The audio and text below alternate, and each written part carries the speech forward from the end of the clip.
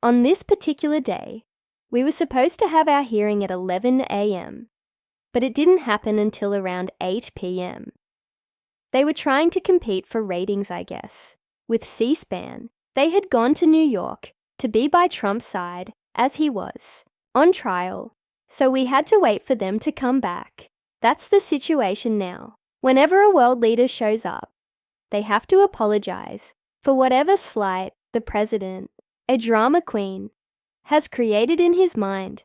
Putin will get a back rub if he ever shows up. Did you see Trump's latest meltdown? He completely unraveled after Jasmine Crockett and Jimmy Kimmel teamed up to roast him and Melania on live TV. But here's the kicker. This wasn't your average roast. They peeled back layers, like unwrapping a very fragile Christmas gift. Imagine if Melania packed up, moved out, and left a post-it note saying she ran off with someone who reads actual books. Trump's ego wouldn't survive that one. Instead, we are going to be in your face, on your back, and make sure you understand what democracy looks like. This ain't it. Mr. Trump, you are going to learn a few lessons from us, and I'll be the first one to make sure you and your little friend get off of Twitter. You're about to find out. Jasmine Crockett is not here to play. She walks into Congress with receipts, facts, and the kind of unbothered energy that makes corrupt politicians break into a cold sweat. She's like that friend who tells you exactly how it is. No sugarcoating, just straight truth with a side of "I wish you would." Now she's focused on Trump, which means someone is about to have a very bad day. Yes, there are problems in our communities, but usually it's some white supremacist on the other side, and Trump has yet to call them out for it. The problem is that people are listening to him, and that's the scary part. Even people in need, in places like North Carolina, Georgia, Tennessee, and Florida, they're harming themselves because he doesn't have the ability to tell the truth about what it takes to get help. He thinks it will help his campaign, but at the end of the day, you can't claim to be a leader when you're actually harming people. And then there's Jimmy Kimmel, America's late-night roast master, who has been treating Trump's presidency and post-presidency as the longest-running joke. Kimmel has enough material for a Netflix special at this point. He's seen it all.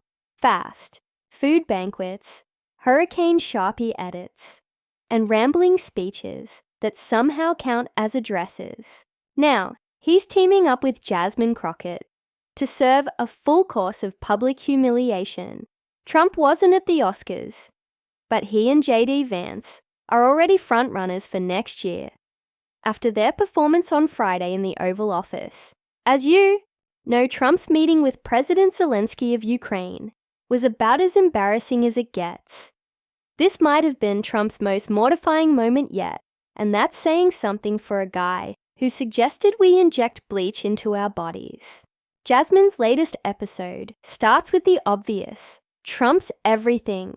She's got that perfect blend of legal expertise and comedic timing, making every point hit like a well-timed slap. First up, his never-ending legal troubles. This man has been in court more times than he's been in a gym, and that's saying something.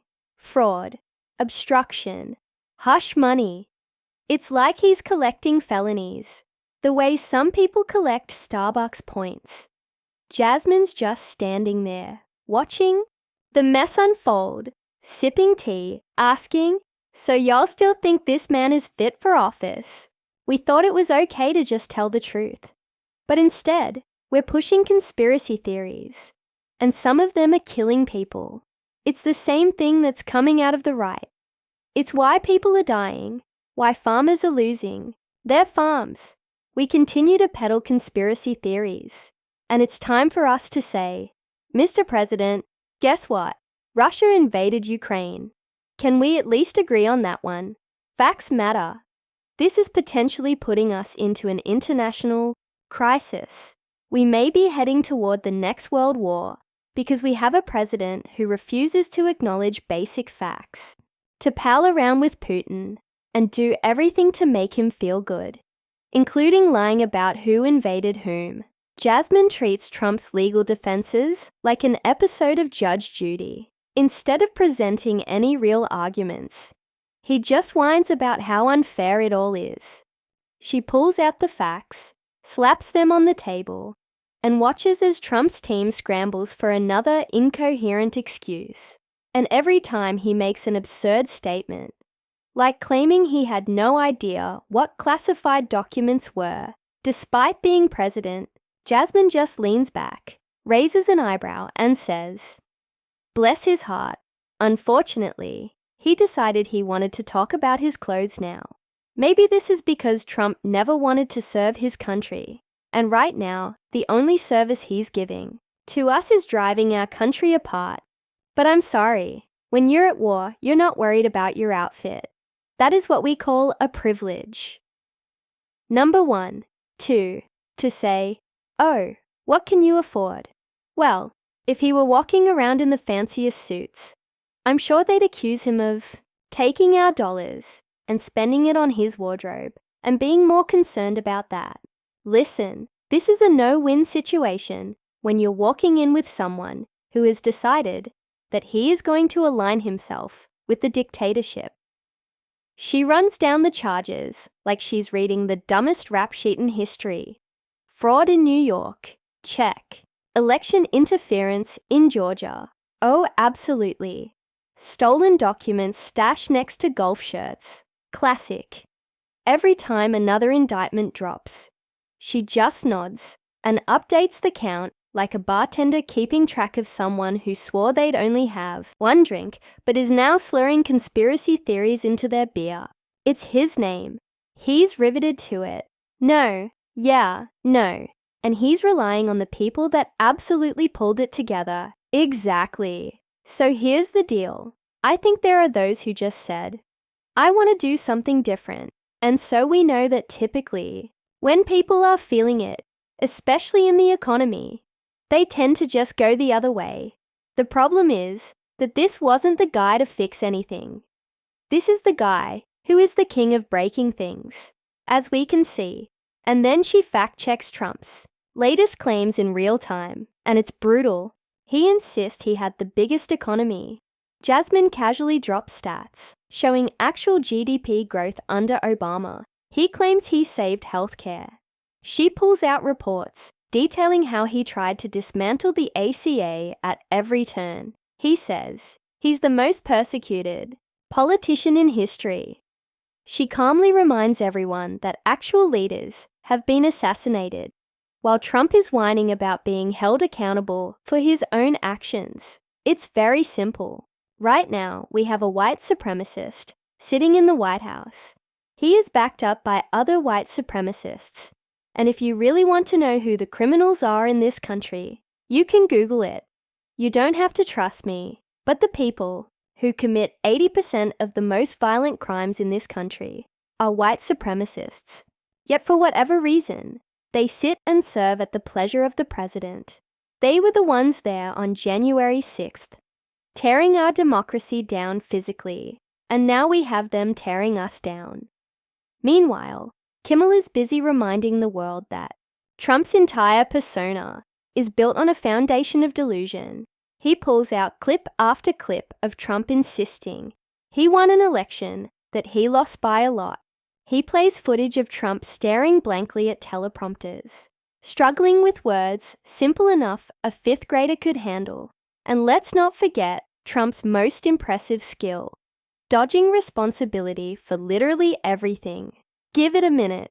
Donald Trump, I know he ran saying he's going to lower prices and make everybody rich. It's not like he promised he would do it all on day one.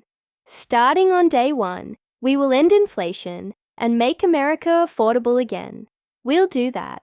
I will immediately bring prices down. Starting on day one, I will begin to reverse the disastrous effects of Biden's inflation. Starting on day one, we will end inflation and make America affordable again. Well, wow. What are we on What day are we on? Day 37? Oh, that's not. And how much do eggs cost? Too much. According to him, the only person ever at fault is not him. Then we shift to the real spectacle. Melania Trump, America's most reluctant First Lady. The woman who has perfected the dead behind the eyes stare. The only person who might dislike Trump more than the general public. Jimmy rolls the footage of Melania's greatest hits. The infamous hand swats. The "I don't really care, do you?" jacket. The way she moves through life like a Sims character set to bear. Minimal interaction, then there's her. Classic go-to. We are strong together. Strong like what exactly? Stockholm Syndrome. Strong silent treatment. Strong. Every time she utters one of these rehearsed phrases, the internet practically begs her to blink twice if she's signaling for help, but Melania's expression never wavers. It's frozen in that signature, slightly pained smile that says, "I've made peace with my life choices, but please don't ask me to elaborate. They're giving me hell, honey." Yeah, but you give it right back to them. A lot of them don't do that. Absolutely. It's a must in this environment though, right? Because they will steamroll right over you. And unfortunately, we see that ever since day one. Baby, that pen's been going, and it ain't stopped. And it's steamrolling over all of our rights and our liberties and our freedoms and everything that we thought was the foundation of this country. Our Constitution. Seems like we're saying, well, nope, with a pen, get rid of the Constitution. With a pen, get rid of impoundment and other laws that exist. She's turned ambiguity into an art form. No matter what chaos Trump is unleashing, whether he's ranting about rigged elections, beefing with late-night hosts, or declaring hurricanes fake, Melania glides through like she's permanently tuned to another channel. And that's her genius. She knows if she stands too close to the madness, she'll be swept up in it. So instead, she keeps her distance, offers just enough to play the supportive First Lady role, but not enough for anyone to pin her down. The result? A public persona. That's as unreadable as a blank check, leaving everyone to fill in the blanks however they like. Is she loyal? Resigned? Secretly laughing behind closed doors? No one really knows. And that's exactly how she survives the circus. While Trump's busy imploding on national TV, Melania stays carefully silent, letting the speculation swirl around, her without ever quite getting her hands dirty. Going back to plastic STS, these things don't work. I've had them many times, and on occasion, they break. They explode if something's hot. They don't last very long, like a matter of minutes, sometimes seconds. It's a ridiculous situation. Wait a minute. I'm with them on it not lasting very long, but they explode. Trump's pathological need to be adored is the kind of tragic comedy late-night hosts dream of, and Jimmy Kimmel knows exactly how to capitalize on it. Every time Trump opens his mouth to boast about how much people love him, you can practically see Kimmel rubbing his hands together, knowing full well he's got fresh material for weeks. The obsession is almost clinical.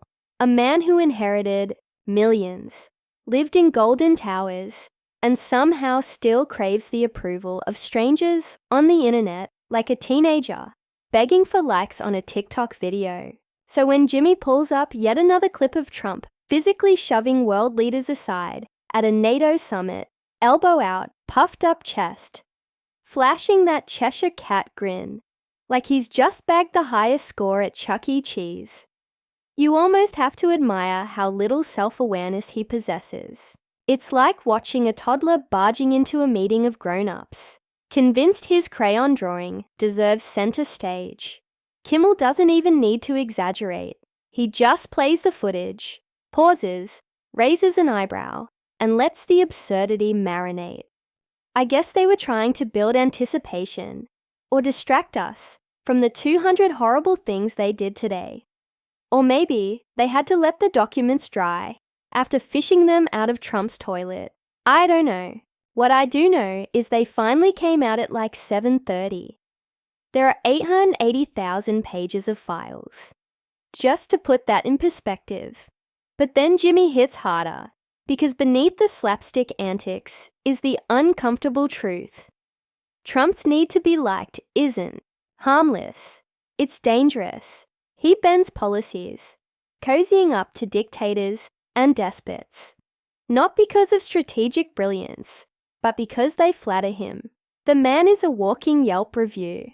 One compliment from someone in power, and he's ready to sell out the country for 5 stars. Kimmel weaves this reality into his punchlines seamlessly, leaving the audience laughing while also asking how we let this reality TV host get anywhere near nuclear codes.